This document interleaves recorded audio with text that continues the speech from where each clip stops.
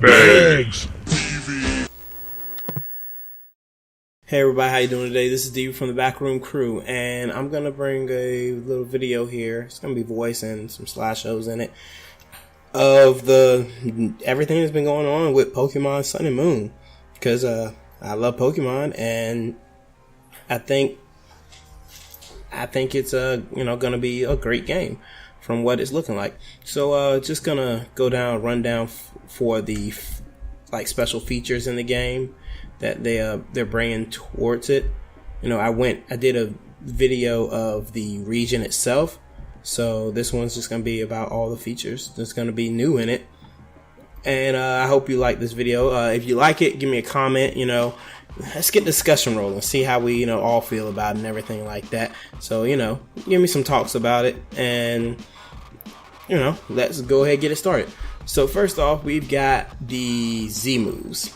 Now Z moves, they're supposed to be kind of like finisher moves, ultra powerful moves based off of the type of Z stone and everything that you give, well, the Z crystal that you give them, and that you must have the corresponding one, and the Pokemon holds one as well. So pretty much if it's an electric move that the Pokemon knows, they're gonna do an electric Z move, and for every other type or whatnot. Now there's some exclusive Pokemon that have Z moves. One of them, Snorlax. If when you get the game, you're gonna get a Munchlax that is holding the crystal, and then you evolve him into Snorlax, and he's able to learn the pulverizing Snorlax. So basically, it's probably a very pulverizing pancake, which is a very high, I'm guessing, attack move. So that's gonna be pretty cool. Pikachu's got his one, of course, which is going to be an electric type move. I forgot what it was called, but also with that, Eevee is also getting one, which is going to be a boost up. So I'm guessing Z moves in general, they're not just going to be attacks. Some of them probably will be like boost up moves, and this Z move for Eevee boost up all his moves or whatnot. I love the animations that they have for the Z moves. They look really, really clean and good or whatnot like that. So they're finishers, which is going to be like setting up for stuff, so I can only hope that they actually end up pretty well. I don't know how they're going to affect the actual metagame for competitive play, but having a feature like this, I think will be actually pretty cool for it. Alright, so next up we have the Pokédex, which is a Rotom Pokédex. Basically a Pokédex that looks like Rotom, and I'm guessing it's just going to talk to you and just give you advice on stuff to do. It doesn't really seem like it's anything special or anything like that. They say it's a rare device that's only in the lower region. And I'm not really keen on this. You can't use it in a battle. It's not like if your Pokemon faint, you can use Rotom Dex and battle it or whatnot like that. It doesn't count towards your Pokédex of having Rotom, so you got to catch another Rotom. So I'm not really that keen on it. It's whatever with that. Next up, we have the QR code scanner. Now, not that many people have heard talk about this, which is a new feature which you're going to be able to scan special QR codes to have Pokemon viewable in the Pokédex, which I think that's kind of cool because it makes it so that you can at least see these Pokemon, so you can know where they're going to be at in your region. So that, for instance, Rockruff or something like that, you scan the special QR code. Now, okay, Rockruff is on Route 247 or whatever like that. So you know where these Pokemon will be, so you can go there instead of, I'm guessing they're eliminating the fact that a lot of people, they go to online guides and automatically go online to look up this stuff. Just going to the Pokédex itself and looking this up or scanning this QR code, I think it's pretty cool. It reminds me of a kind of a feature that a game they had back in the day during the 90s, where you would scan box tops or whatever, scanner codes, and you would be able to look at different monsters or whatever that would pop up. So I think this is pretty cool. I think this is gonna be something worthwhile later on. Let's see some of the other stuff. hyper training. Hyper training is a new feature that for when your Pokemon reach level 100, you'll be able to give them certain bottle caps. These bottle caps will increase their pretty much their abilities.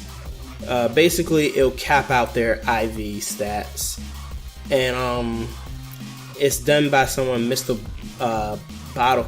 Hyper, who's like collects bottle caps. So I think it's 2 different types of bottle caps, a silver and a gold, and it will basically give you the max IVs that you want for your Pokemon. Now this is gonna be it's kind of helpful, so you don't have to completely like grind or whatnot, but it's making it way too easy for people to cheat, and it's also making it kind of easy for people that went through the time of actually breeding and everything like that, which is a double-edged sword type of thing, because it can be actually good, but it can also be bad. You know, having the job done easier for you is kind of cool, but also making it easier for, you know, hey, instead of, you know, going in and cloning Pokemon and basically changing their stats up with PK Hex, let's go ahead and just give them these bottle caps. So I'm kind of on the fence about it. It makes me feel bad for the people that are like, you know, legit breeding and everything like that. But I kind of feel like for the people that aren't, you know, for the people that aren't legit breeding, they're going to abuse this. Which brings me to the next thing is the Pokebank isn't going to be released, like be available for this new gen until about January or February, I believe. I believe it's February. And that's kind of cool because you've got a pretty much clean slate. They did this for X and Y where you couldn't really use Pokebank at first or whatnot, but pretty much you've got a clean slate of all new Pokemon. You won't have to worry about, you know, hacked Pokemon or everything like that. Going on the battle spot, battling up against, you know, a bunch of Pokemon that, you know, are illegal, all shiny and stuff like that. But, you know, this isn't going to stop people from hacking, because more than likely people are going to try to hack this game, Sun and Moon, as soon as it comes out. I mean, it's just going to happen, because unless they've got some type of blocker on it that's going to block it from completely being hacked or whatever like that, or, you know, reconfigure everything in the game so it's like different, then yeah, it's gonna be really, really bad. So, you know, it's still going for Pokebank. You'll be able to transfer, not only as they said before in about February, that you'll be able to transfer Pokemon from Red, Blue, and Yellow version to Sun and Moon, but you'll still be able to transfer X, Y, Omega Ruby, Black, White, you know, with the Poke Transfer or whatnot. The only thing is, once you send those Pokemon over to X and Y, they won't be able to come back. So pretty much, if you have them over in X and Y, they won't be able to come back. I think you can probably put them in the box still. Like basically, you can put Pokemon from that you put into the Pokebank and then transfer it to Sun and Moon. You could probably put them back into the box. I'm not sure if you can or not. Probably not. Don't quote me on that. But yeah, I think they're also expanding the Pokebank a little bit so you can have more in there, which I kind of like that. It's kind of cool. Don't mind that. That's the cat messing around. Hope it doesn't show up too much. But yeah, next up is the I talked about the 12 hours being set apart between each world. One of the things that they brought up is you'll be able to actually take pictures of Pokemon with a Pokemon Finder, which is pretty much, I'm guessing, like a mini game where essentially Pokemon Snap. So I'm guessing you're gonna be able to like take pictures of Pokemon and you get points and everything like that, and able to if you get them doing certain poses and everything like that, just like Snap was, you'll be able to, you know, they'll be evaluated and everything. So I really like this. You know, people have been waiting for Pokemon Snap 2 to come out for years, and this right here pretty much puts it in the game. I know in they tried to do it in Pokemon Go, where you can take pictures of Pokemon, but I don't think they ever really like kind of establish it. It's like no one really uses the camera feature for Pokemon Go. I mean, some people probably just to take pictures of it, be kind of cool, but it's like all the Pokemon they're not interacting with their environment. They're just like there. And then again, also people abuse that. They just take pictures of Pokemon in weird places and stuff. So, But regardless, I think this is a cool feature. You know, Pokemon Finder feature, I think is pretty cool. Then we have the riding Pokemon feature, which I'm guessing, I'm not sure if this is going to replace HMs completely though, because you get to ride stuff like a Sharpedo, a Mudsdale, which is one of the new Pokemon, and Charizard, Tauros, and I'm guessing it might replace actual HMs, because, you know, if you can just ride Pokemon and they like give you rental Pokemon to ride or whatever to traverse the area, what's the point of, you know, actually having a Pokemon learn HMs? So maybe HMs are going away. Who knows? I mean, I hope there's still moves like TMs or whatever, but I just hope that cat's going crazy. I hope there's still moves, but I hope that they're you know, you can actually forget them like regular TMs and regular moves or whatever like that. That would be so much more convenient, because having to go to like a guy in the middle of some random city that says, oh, hey, I'm the move deleter, I can delete Pokemon moves, I think. Yeah, I can do that, yeah. So let me delete the moves or whatever. It's like he doesn't even know what he's doing. Like he needs to like rest and like, you know, old man needs to stay at home. But I guess he's gonna get kind of lonely, just there by himself. No Pokemon moves delete. Oh well. Next up, the Battle Royale format, which is basically, players have been doing this since X and Y, basically a free-for-all, where you pick 3 Pokemon, and instead of it being where it looked like we're choosing teammates, where it's going to be me and this other person 3 Pokemon against you and your other 3 Pokemon, it's a legit like Battle Royale 4-for-all, 4 free-for-all, whatever. So, you stack up points basically by how many hits you do, and the winner isn't determined by who necessarily faints the Pokemon first. It's by whoever stacks enough hits up, or stacks enough, you know, like moves or whatever like that. So I think that's kind of a cool way to do it. You know, it can have a winner based off of like, okay, I did this many moves to you or whatever like that, or I didn't take that many moves. I think that's kind of cool. And it will really make people think of how to use their moves against their opponents or whatnot, because pretty much whenever a Pokemon faints in the 4-for-all or whatnot, the Royale, that means the Royale's over, and whoever has the most points wins.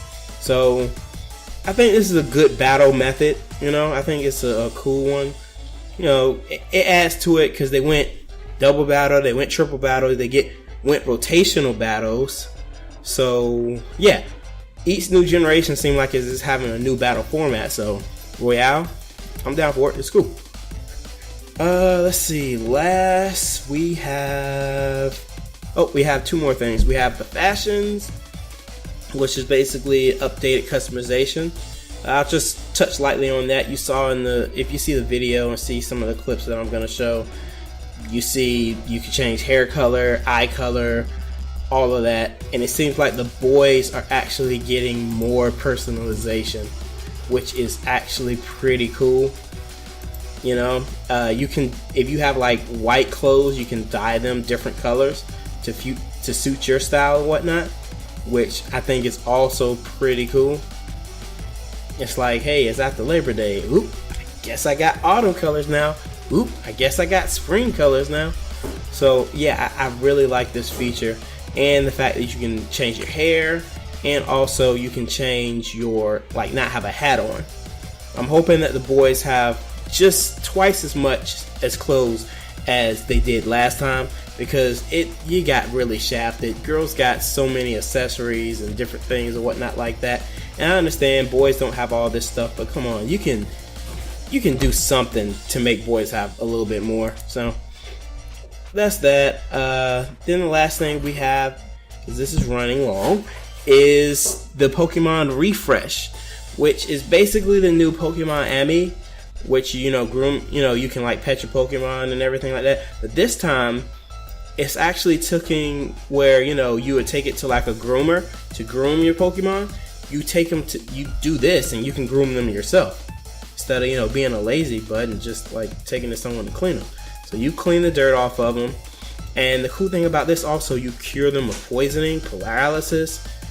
Sleep is cured after the battle's over or whatever, I believe. So, and this time instead of puffs or poffins or whatever, you give them beans, and you can still pet them and everything like that. Which I like this. It's really cool. It's gonna be amazing for less players too, because they won't have to spend as much money for items or whatever like that. They can just be like, oh well, after the battle, I'll just cure your status up a little bit, which is, I think, pretty cool. I think it's pretty decent. And cleaning them off will probably also increase their affection. Well, yeah, it'll increase their affection so that they'll like you better, and so that you're guaranteed to get your Eevee into Sylveon or Umbreon or Espeon, whichever likes you more, or during the time of day or whatnot. And if there's any other Pokemon that are based off of feelings and emotions, then I know that will be good as well. I think that would be good as well. So yeah, I like the refresh. It's pretty cool. I think it's a pretty cool thing for it. It's gonna really help. It's making it easy for less players and stuff like that. It is, but it's also making it, I'm guessing the game necessarily is going to become easier with every single generation. That's why they're also changing the gameplay to where it's not just like 8 gyms or whatever like that. That means it may be a little bit harder to train up Pokemon, because if you're not you don't have a set amount for, okay, I gotta get these Pokemon to this level for this gym or whatever like that. Who knows how strong you have to be beat these Ultra Beasts. So you're gonna need all the help you can get, I think.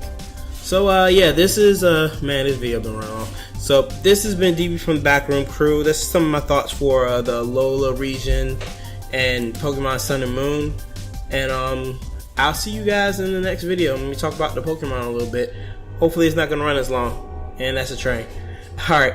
Remember to give me a like, share, thumbs up, all that good stuff. And comment down below what you think about it. What you think about the new features and everything. Do you like them? Do you hate them?